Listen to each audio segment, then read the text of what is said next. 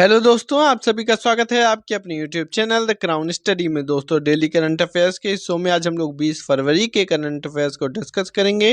तो चलिए शुरू करते हैं अपने पहले क्वेश्चन से। हमारा पहला प्रश्न है, हाल ही में जारी मुख्यमंत्री की लोकप्रियता रेटिंग में कौन शीर्ष पर रहा है? तो मुख्यमंत्री की लोकप्रियता रेटिंग्स में ये रहे हैं नवीन पटनायक प्रथम स्थान पर। नवीन पटनायक ये कहाँ के सीएम हैं? तो ओडिशा के सीएम हैं। वहीं दूसरा स्थान रहा है योगी आदित्यनाथ का, ये उत्तर प्रदेश के मुख्यमंत्री हैं। और तीसरे स्थान पर हेमंत बिस्वा शर्मा रहे हैं, जो असम के मुख्यमंत्री हैं। अगला प्रश्न है, हाल ही में उत्तर प्रदेश के एडीजी लॉ एंड ऑर्डर का अतिरिक्त प्रभार किसे दिया गया है? तो उत्तर प्रदेश के एडीजी लॉ एंड ऑर्डर का अतिरिक्त प्रभार ये दिया गया है अमिताभ यस को। अमिताभ यस ये यूपी एसटीएफ के चीफ थे और अब इन्हें एडीजी लॉ एंड ऑर्डर का भी अतिरिक्त प्रभार दिया गया है। अगला प्रश्न है, हाल ही में प्रसिद्ध जैन मुनि आचार्य विद्यासागर महाराज जी ने कहाँ पर समाधि ली है?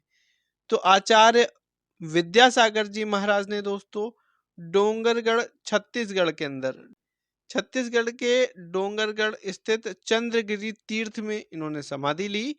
कब ली है? तो 17 फरवरी को। 17 फरवरी 2024 को इन्होंने अपना शरीर त्याग दिया है। वहीं इससे पहले इन्होंने आचार्य पद का भी त्याग कर दिया था और 3 दिन से उपवास थे।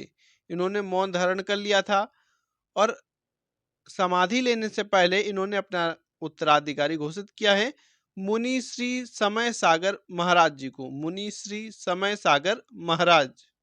अगला प्रश्न है, ये रहे दोस्तों आचार्य श्री विद्यासागर जी महाराज। हाल ही में किस केंद्रीय मंत्री ने सुफलम कॉन्क्लेव 2024 का उद्घाटन किया है?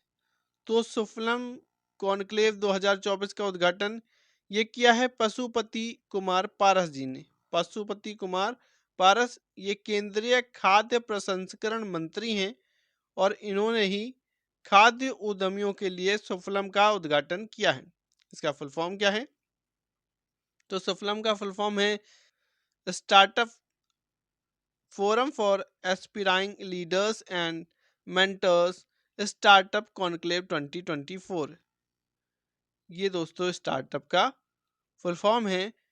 किस लिए चालू किया गया है? तो किसानों की आय दोगुनी करने और भारत को निर्यात, नवाचार और वैश्विक खाद्य मांगों को पूरा करने में वैश्विक नेता के रूप में स्थापित करने में खाद्य प्रसंस्करण क्षेत्र की क्षमता पर जोर दिया गया है। अगला प्रश्न है, हाल ही में भारतीय सेना ने कहां पर महिला कौशल विकास पहल शुरू की है? तो भारतीय सेना ने दोस्तों महिला कौशल विकास पहल ये शुरू की है मणिपुर के अंदर। मणिपुर के अंदर भारतीय सेना ने राज्य हस्तशिल्प विभाग के सहयोग से मणिपुर के विष्णुपुर जिले मणिपुर के विष्णुपुर जिले के फोगाक चाओ गांव में एक महिला सशक्तिकरण कार्यक्रम शुरू किया है। अगला प्रश्न है, हाल ही में कौन सा देश दुनिया का पहला लकड़ी का उपग्रह लॉन्च करेगा? तो लकड़ी का पहला उपग्रह ये लॉन्च करेगा जापान। जापान इसे लॉन्च करेगा और किसकी सहायता से? नासा की सहायता से। नासा और जाक्सा, नासा अमेरिका की स्पेस एजेंसी है, वहीं जाक्सा जापान की स्पेस एजेंसी है। ये दोनों मिलकर इसको लॉन्च करेंगी और इसका नाम क्या है? तो लिग्नोसैट प्रोब है। लिग्नोसैट प्रोब ये इसका नाम है। अगला प्रश्न है, हाल ही में अंतर्राष्ट्रीय न्यायालय आईसीजे का अध्यक्ष किसे नियुक्त किया गया है? तो अंतर्राष्ट्रीय न्यायालय का अध्यक्ष ये नियुक्त किया गया है नवाफ सलाम जी को। नवाफ सलाम दोस्तों ये बने हैं, ये रही इनकी इमेज नवाफ सलाम की। इनका कार्यकाल कितने वर्ष का होगा? तो 3 वर्ष का होगा। 3 वर्ष के लिए चुने गए हैं। अगर बात करें अंतर्राष्ट्रीय न्यायालय का मुख्यालय कहाँ है, तो यह है द हेग नीदरलैंड में। और इसकी स्थापना कब हुई थी? तो 1945 में हुई थी।